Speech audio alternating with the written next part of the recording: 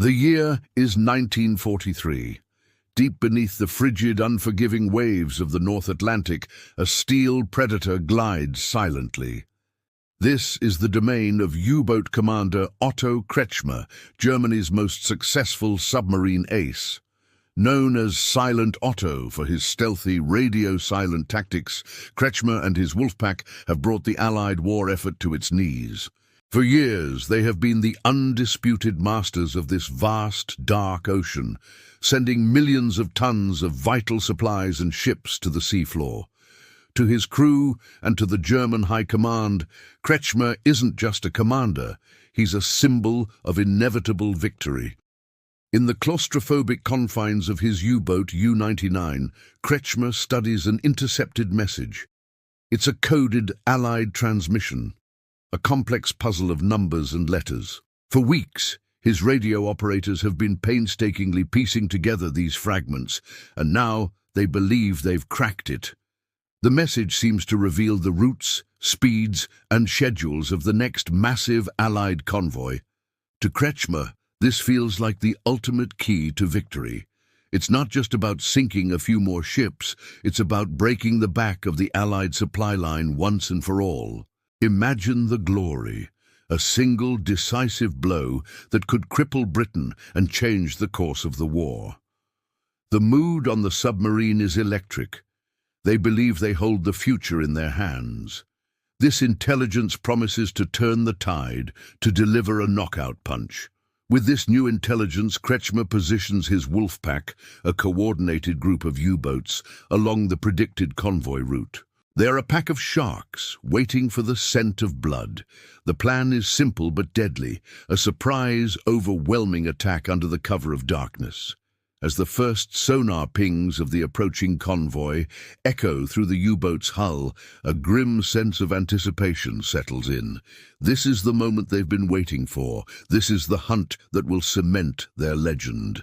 Kretschmer gives the order, and the Wolfpack begins to close in, ready to unleash a devastating barrage of torpedoes. The initial attack is just as successful as they'd hoped. Torpedoes find their targets, and the night sky is lit up by the fiery explosions of dying merchant ships. The Wolfpack doctrine, perfected over years of warfare, seems unstoppable. But then, something changes.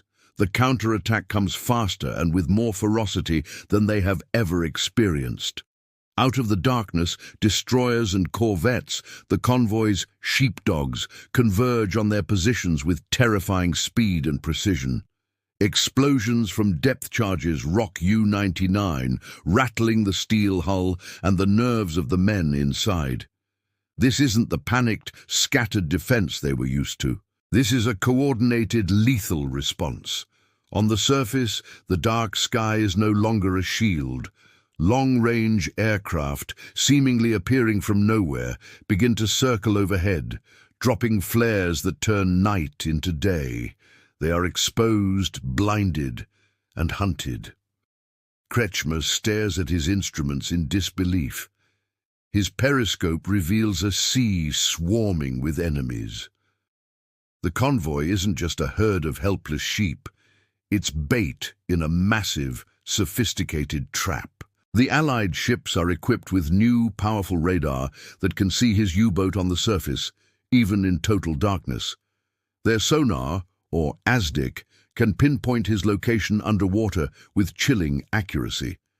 The sky, once a safe haven, is now patrolled by aircraft that can fly for hundreds of miles out to sea, closing the mid-Atlantic gap where U-boats once roamed freely. The coded message they intercepted wasn't a key to victory, it was a lure. The Allies knew they were coming. They had anticipated the Wolfpack's every move. The chilling realization begins to dawn on Otto Kretschmer. It isn't about skill or courage anymore. The rules of the game have fundamentally changed. He and his men are no longer the hunters, they are the hunted. Every blip on the radar, every ping from the sonar, every drone of an airplane engine is a death sentence. The vast Atlantic, which had once been his hunting ground, has become a cage. Technology has turned the tables completely.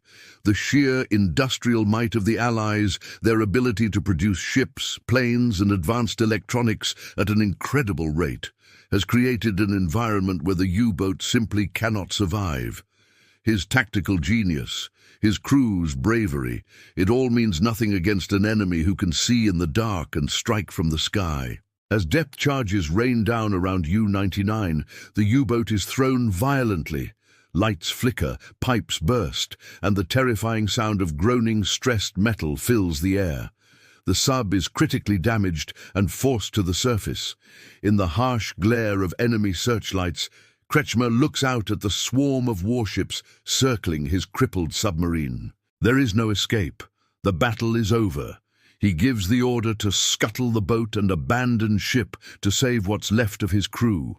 As he stands on the bridge of the British destroyer that rescued him, now a prisoner of war, he looks back at the churning water where his legendary U-99 slipped beneath the waves for the last time. It's in this moment of defeat that the full, crushing weight of the truth settles in. The war in the Atlantic was already lost.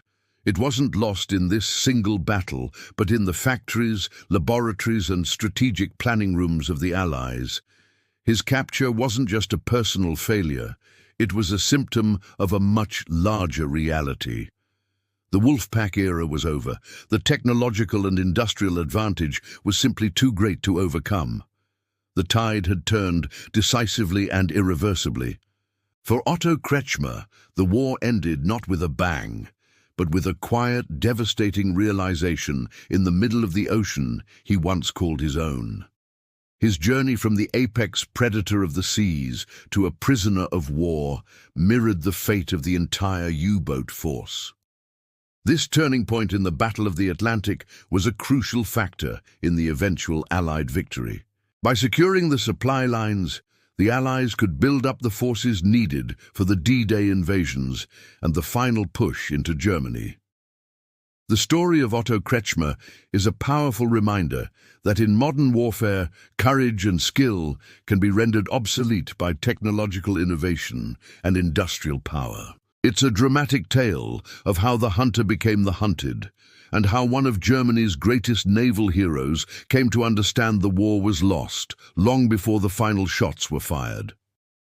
Thanks so much for watching. If you found this piece of history as fascinating as we did, make sure to hit that like button and subscribe for more deep dives into the pivotal moments that shaped our world. Let us know in the comments what other historical turning points you'd like to see covered. We'll see you in the next one.